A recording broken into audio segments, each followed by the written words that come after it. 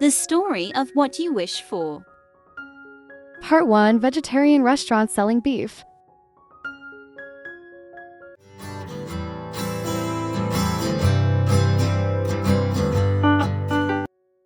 Once upon a time, there was a beautiful girl named Farah.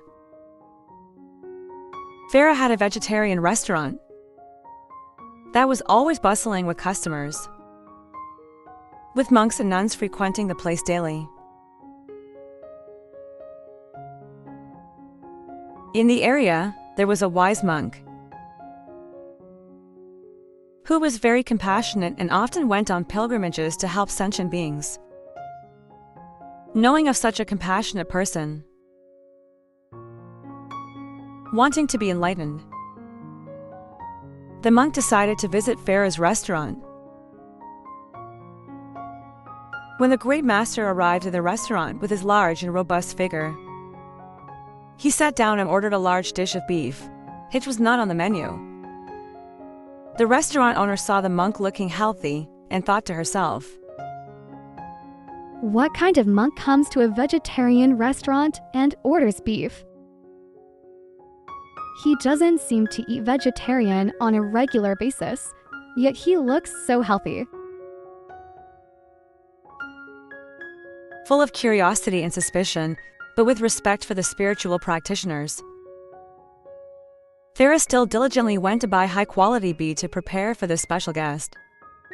Very curious, Farah struck up a conversation. The monk also inquired about the life of the girl and noticed that everything in her life, except for love, was stable, and her romantic life was full of ups and downs. The monk advised Farah to follow the path of spiritual practice to attain liberation from suffering. However, Farah silently thought to herself, I haven't fully enjoyed this life yet. Spiritual practice seems like a waste. There are still so many kingdoms I haven't visited. So many beautiful sceneries I haven't seen. So many delicious foods I haven't tasted. So many handsome men I haven't enjoyed. Thinking of this, she smiled faintly and shook her head. Nevertheless, the monk's advice stirred a secret desire in her heart. After a long conversation, she realized that this was an extraordinary, wise, and compassionate monk. But she still insisted. Spiritual practice is too difficult. I still want to enjoy life. She offered the monk a sumptuous 7-course beef meal, prepared with her own hands as a sign of respect, and bid him farewell. The monk knew that he hadn't created enough affinity to save her, so he accepted the offering and left.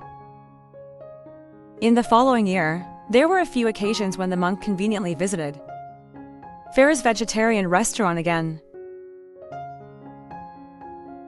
Each time, she personally went to the kitchen to prepare delicious beef dishes to offer to him with utmost respect. She enjoyed conversing with the monk because he could provide answers to any of her questions.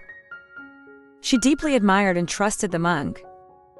Yet every time he advised her to change her mind, her final answer remained, Not yet. There are too many worldly pleasures I haven't experienced. Western men, Eastern men, Russian men, American men, Scandinavian men, Turkish men, men from everywhere I haven't tasted. I want to enjoy all the joys of this world before I practice spirituality. Right now, I'm sure I'm not ready. Time passed quickly, and when the monk was about to leave for another region, he came to her and said, In reality, I am an enlightened monk who wanted to save you.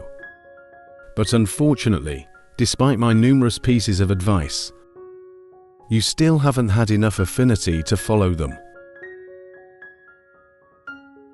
However, thanks to the merit of offering food to an enlightened monk with sincere respect. You will have a possibility. In 3 consecutive lifetimes, you will have your wish fulfilled before you die.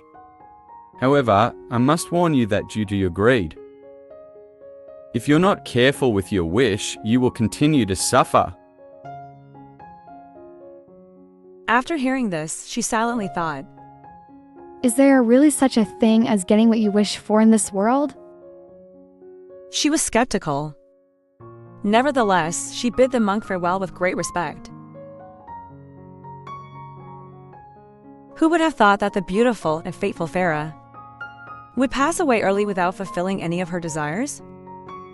When her loved ones came and asked her, Have you had any unfulfilled wishes? Farah thought for a moment. In truth, there are still too many things I haven't experienced in this life. I want to be reborn in a fascinating country on another continent and enjoy life there. She thought, If I go to Spain now, there will be so many handsome men. It would be such a waste to be faithful to just one man for a lifetime. at this moment, she finally spoke. If I have a wish for the next life, I hope to be reborn in Spain as a very beautiful, very charming girl and have the ability to get whatever I want from anyone. As she finished speaking, she took her last breath.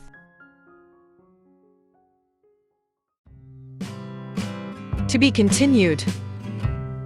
In your opinion, what will it be like for Farah to become a Spanish girl in her next life?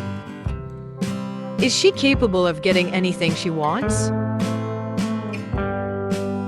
We will post part 2 soon. Subscribe to the channel, turn on the notification bell so you don't miss part 2.